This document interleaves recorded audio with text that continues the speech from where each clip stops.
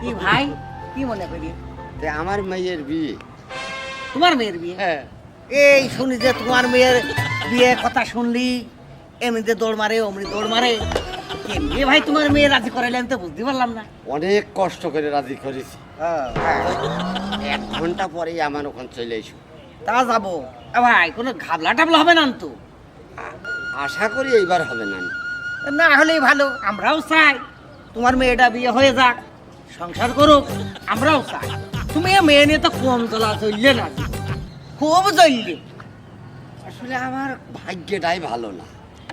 আগে একবার বউ নিয়ে চলেছি, আবার এখন ওই এমন জ্বলাচ্ছে। ভাই তুই তো বলতো দিন ওদের একটু গামা ঝাইয়ে দিয়ে দিন। ভাই সাজ ভালো না হলি পিঠে ভালো হয় না। ও শাসে তুমি যতই ভালো গুলা দাও, ও সমুদ্র গুলা নিচের তো ধুমোটেই হয়ে যাও। তুমি বাড়িতে বইকে ফেললাম ঘন্টা খানিক করে না। তো ঠিক আছে চলো, আমি ওই যে মেয়ের আবার একটু হাজি করাতে যাচ্ছি। চলো যাই, হাঁটো চলো।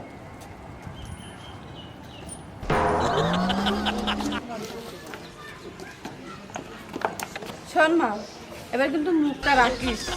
এর আগেও যে কবার বিয়ে দিতে গেছি সে কয়বার তুই পলি বলি চলে গেছি। তোর আব্বার মুখটা ছোট করিস না। তোর আব্বা মোল্লা ডাকতে গিয়েছে, আসলি তোর বিয়ে। আচ্ছা মা, তোমরা যে বারবার বিয়ে ঠিক করো, বারবার বিয়ে ঠিক করো, আর আমি যে বিয়ে করবো না তা কি তোমরা বোঝো না? হ্যাঁ বিয়ে দাও, কিন্তু বিয়ে দেশও দাও, আমি কিছু বলছি না, কিন্তু আমি কিন্তু রাত্রি পলাইয়া চলে আসমানে কয়ে দিলাম। দেখো তো ক্ষতি হয় না। আচ্ছা তুই বুঝিস না যে তোর আব্বার মুখ ছোট হচ্ছে, আমার মুখ ছোট হচ্ছে, আমরা সমাজে বেরোতে পারবো না। হ্যাঁ আর দূর, বারবার খালি এক কথা কই। শোন না, বিয়েটা হয়ে যাক, ভালো ছেলে ভালো দেখে দিচ্ছি, ছোট ফ্যামিলি, যাতে তোর কোনো কষ্ট না হয়। রাগ করি না, দেখা মানে মজা, দাও বিয়ে। রাতে তো ঘুরে বেলা সময় দেখিস তো আসছে না কেন? চলে আসবো না, আমি আমার কাজ করি গে, তখন আসবো।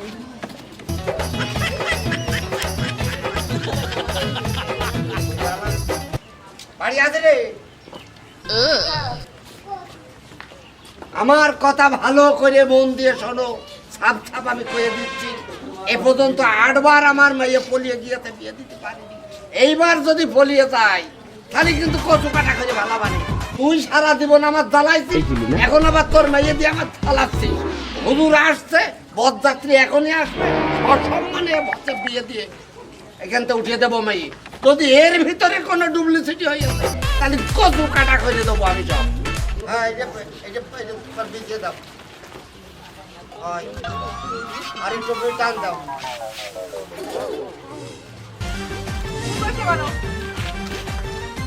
আল্লাহর কাছে করছি, আল্লাহ তুমি আমার মানটা আল্লাহ রাখো। এইবার না আমার মাইয়া জানো বলিয়ে না যায়, তোর মাথাটা একটু ভালো করে একটু বুদ্ধি দিও আল্লাহ। আমার আর কিচ্ছু বলার নেই। 1 বার নাই 2 বার নাই, 8 বার বিয়ে। একটা বিয়ের খরচ কত? 8 বার আর তোমার ফলিয়ে গেল, অনেক ফলিয়ে গেল। আর কার বুঝতে পারলাম না। এইবার জানো ফলিয়ে না যায়, আর এবার যদি ফলিয়ে যায় খ্যাস খ্যাস করে আমি কচু কাটা করে দেবো।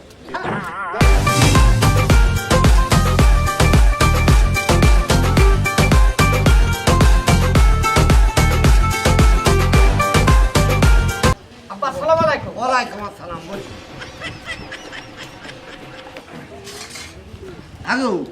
তুমি এখানে একা একাই আছো, আর কেউ আসেনি কেন? আব্বা এই বিয়ে নিয়ে এলাকায় মারামারি শুরু হয়ে গেছে, কিটা আসবে না, এ মাতব্বার প্যাঁচ মারছে, ও মাতব্বার কাইট হচ্ছে, এ বিরাট ঝামেল হচ্ছে। তা দেখলাম বিয়ে করব আমি, বোর ভাত দেবো আমি, তো পরের মারামারি দেখবো আমি একাই চলে আইছি। আব্বা ভালো করিনি আব্বা? খুব ভালো কাজ করবো তো। তা তো একা একাই হচ্ছে, একটা সাক্ষী তো আনতে পারতে হবে। ওই এমনি হবে না আব্বা। আচ্ছা আপনি শুধু রাজি থাকলেই হইল। হুজুর আসছে, আসুক, দেখা যাক কি আর কি করা যায়।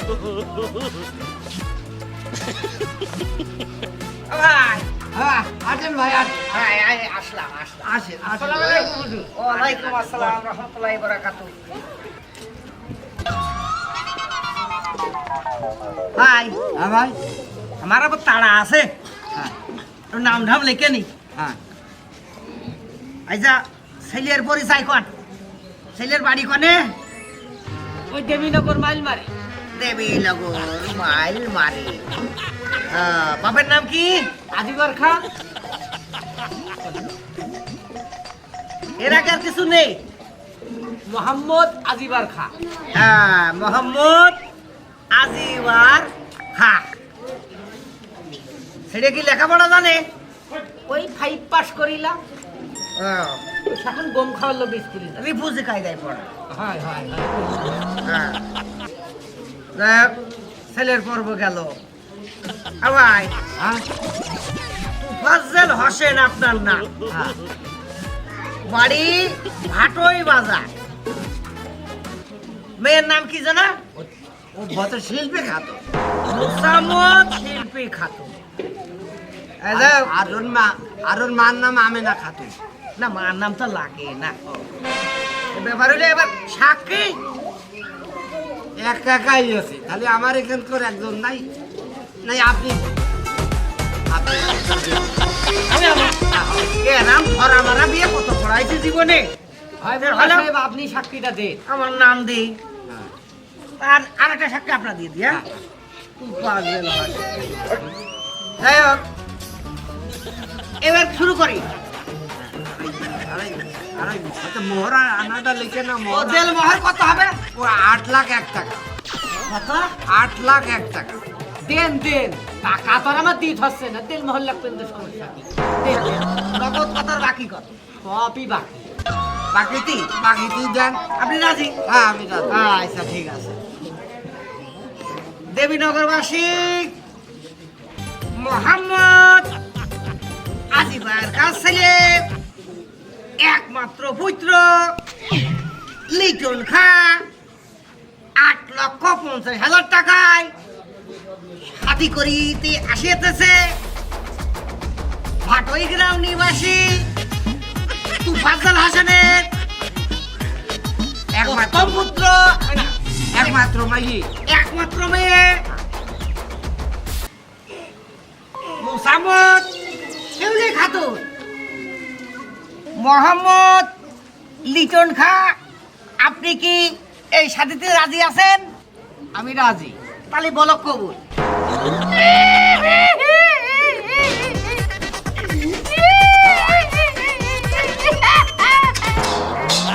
এই বাবু, এই, কবুল ডাকে কান্দিস গাড়ি বাড়িতে কাঁদতে আসিস নি?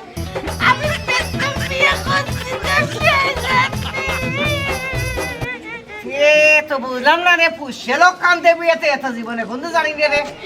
হ্যাঁ, মেয়ে লোক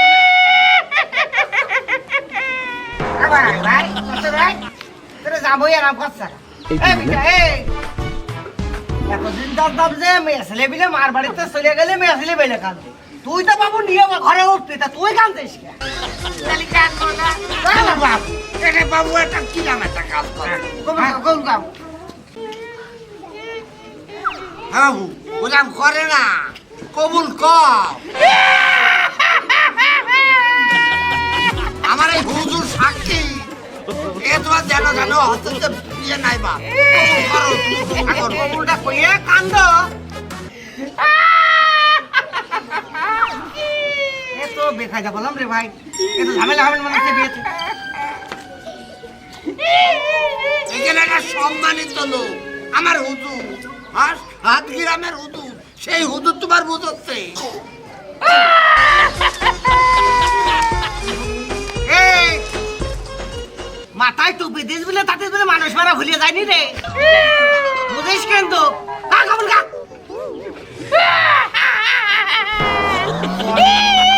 আমি চলিয়ে গেলাম ভাই, ও হবে না। এ কোন ধরনের কাজ কারবার? আমার একমাত্র জামাই হবা তুমি, আমার কি সুন্দর টুকটুকে আমার ভতে মেয়েটা, একটাই মেয়ে। কবুল কর, কবুল কর, কবুল কর। কবুল। ভাই শুনেছেন? আপনি শুনেছেন ছেলে কবুল করেছেন? ও ভাই আপনারা শুনেছেন ছেলে কবুল করেছে? ভাই তাহলে যাও, মেয়ে নিয়ে আসো, যাও। রে আমি না, ও আমি না, মেয়ে নিয়ে আছি, মেয়ে নিয়ে আছো, মেয়ে নিয়ে আছো। মেয়ে মেয়ে কাছে এদিকে আসো শুনে দাও হ্যাঁ এদিকে আসো শুনে দাও আমাদের মেয়ে নিয়া ও দয়া তোর মেয়ে এবার দাও বলি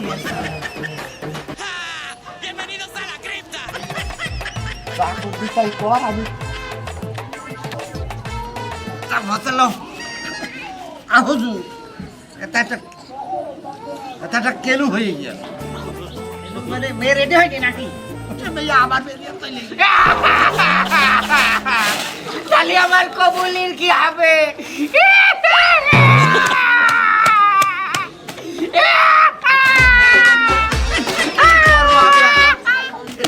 আমার বউ পালিয়ে গিয়েছে আমায় তুমি কইয়া কি আমার 38 বছরের অভিজ্ঞতা জীবনে কোনোদিন বিয়ে পড়াইনি এই পয়সা রাখতে যা বিধবা করে ফেল দিলে আমি এখন কি করবো তা হয় হোক ভাই আমি আইছি আমার মসজিদ মাদ্রাসা আর কাজের টাকা দাও আমি চলে যাই।